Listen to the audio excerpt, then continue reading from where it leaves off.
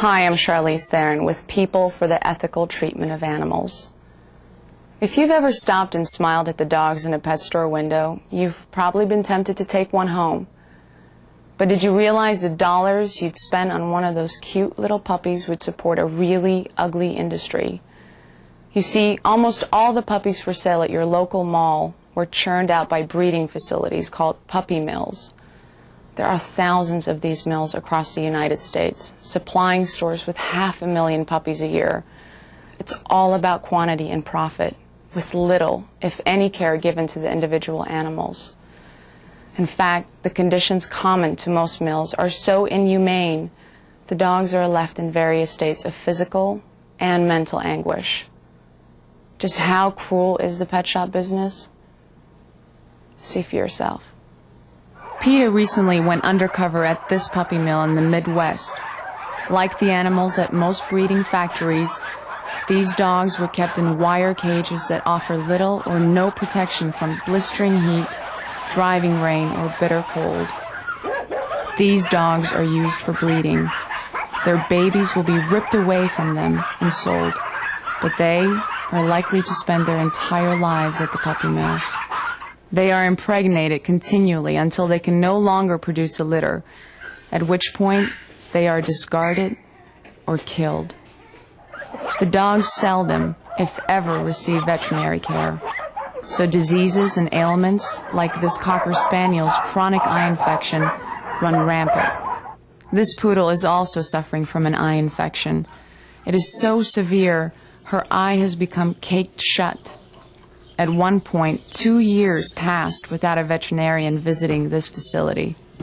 Another poodle, like many of the animals at this puppy mill, suffers from mange, a skin disease aggravated by the dog's dirty and stressful living conditions. As clumps of fur fall out, raw, infected skin becomes exposed. Untreated, the mange spreads to other dogs. Like this miniature pinscher, whose legs are too short to scratch her hindquarters. She's reduced to spinning on the bottom of her wire cage, endlessly trying to relieve the itching caused by the disease. Here, PETA's investigator frees a Labrador retriever from a collar that caretakers neglected to loosen or remove as the dog grew. Over time, the collar became embedded in the dog's flesh, eventually causing rotting tissue and infection. Amazingly, the puppy mill owner described this dog as one of her favorites.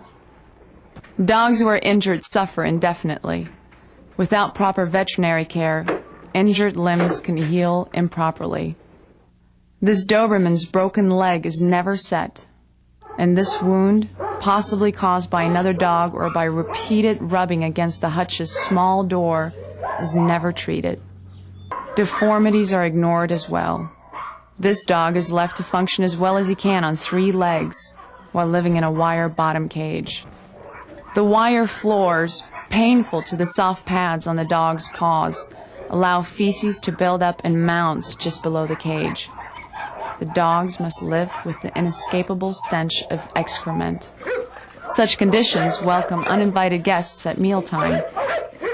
The dog's food, allowed to become wet and contaminated, is infested with maggots. Feeding time presents yet another trauma for one of these Pomeranians. She is being terrorized by her cage mate, who will not allow her to eat.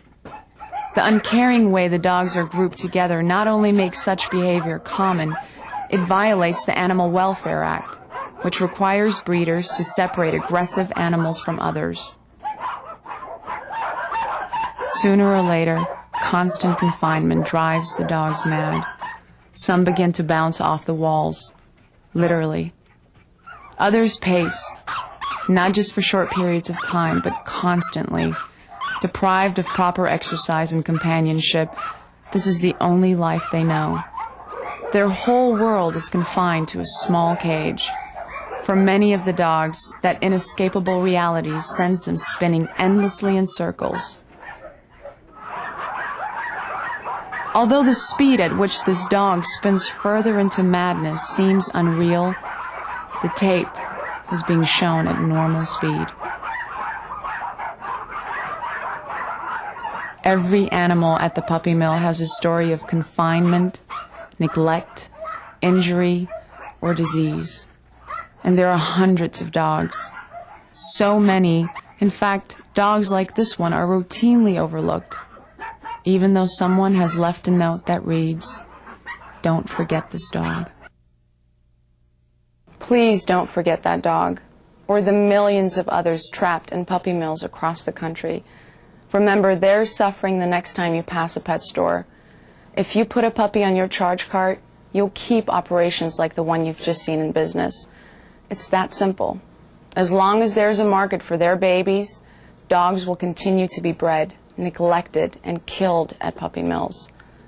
So if you have the time, the patience, the money for veterinary care, and the love to share, go to your local pound or shelter instead of a pet shop. You'll find lots of dogs, every size, color, and breed. They are beautiful, loving dogs just waiting to be adopted. Dogs who desperately need homes. Think of it this way. If you choose a dog from the mall, a dog you could have saved from the pound will die, and the pet shop will just keep on ordering more dogs to sell. But if you adopt an animal from a shelter, you'll not only save her life, you'll also help end the suffering of countless dogs at puppy mills. In other words, your good deed will be rewarded twice. To find out what else you can do to help, please contact PETA. Thank you.